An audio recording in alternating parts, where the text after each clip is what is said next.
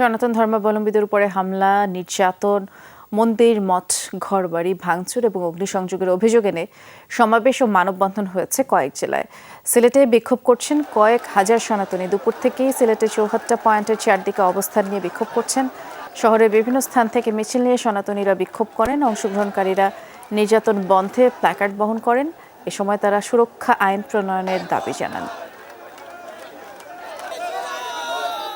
জামালপুরে প্রতিবাদ সমাবেশ ও মানববন্ধন কর্মসূচিও পালন করেছেন সাধারণ শিক্ষার্থীরা। দুপুরে শহরের দয়াময়ী চত্বরে এই আয়োজন করা হয়। সনাতনী শিক্ষাবৃন্দের আয়োজনে এতে সনাতন ধর্মের নারী পুরুষ ছাড়াও অন্য ধর্মের মানুষও অংশ নেয়। সংখ্যালঘু মন্ত্রণালয় গঠনসহ ৮ দফা দাবি জানানো হয় মানববন্ধন থেকে। আর জামালপুরে এখন পর্যন্ত কোনো হিন্দু ধর্মাবলম্বীর উপরে হামলা হয়নি বলেও জানিয়েছেন তারা।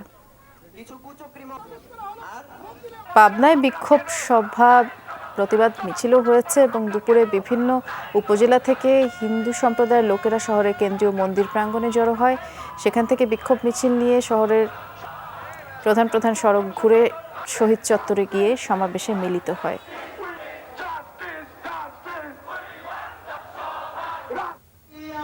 হামলা ভাঙচুরের অভিযোগে বগুড়ায় বিক্ষোভ সমাবেশ করেছেন হিন্দু ধর্মাবলম্বীরা। দুপুরে জেলার বিভিন্ন প্রান্ত থেকে সনাতন ধর্মের বিভিন্ন সংগঠনের ব্যানারে সাত মাথায় জড়ো হতে শুরু করেন সনাতন ধর্মের বিভিন্ন শ্রেণী পেশার মানুষ।